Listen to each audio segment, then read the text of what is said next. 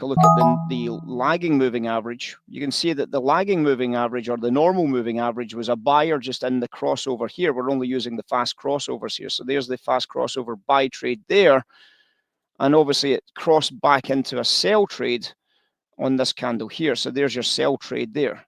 So obviously that was your losing trade there from your buy to your sell.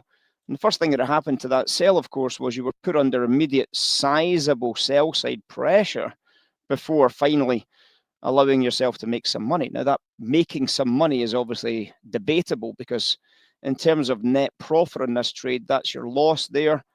And in terms of your profit at the moment, this is your current maximum profit there, and this is your current smaller profit there. So you can see, actually, in terms of making money, you're actually not making any money. You're losing somewhere around about 8 to 10 ticks on this trade at the present moment. 8 to 10 ticks on that trade loss. If you look at a non-lag moving average, of course, using the basic rule book of if you're in a winning trade and then it reverses, but you don't get a top edge that you take the trade, then of course we can take a look at that as a signal. And you can see in the non-lag moving average, we bought the bottom edges in here. That was pretty straightforward.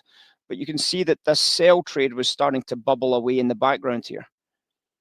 So you can see that we got into that short sell into this balance area here. So whilst we never made much money on it, we certainly didn't lose any money on it either. You know, and if you were able to sell that, if you have a rule to allow you to sell that, then of course you would have been able to sell. Now, obviously, if you didn't have a rule to sell it there, you do have a rule that says sell it into the prior high. Well, that was the prior high at that stage. Pivot high, call it what you like, but that was a prior high there, and you could have got that pin sell into the top edge there, 8s down to a low price there of 98s for 10 points or $500. Turned out to be a reasonable trade. Were we right about the oil being a struggle? Absolutely. We suggested that oil's probably going to be a struggle to sell from this phase onwards. Why? Because we reckoned that the euro dollar's probably going to catch a bid. And if the euro dollar catches a bid, that we would probably start recognizing that oil was not going to sell away from this 50 print. We were correct on that decision as well. Were we right about the bond having further to go?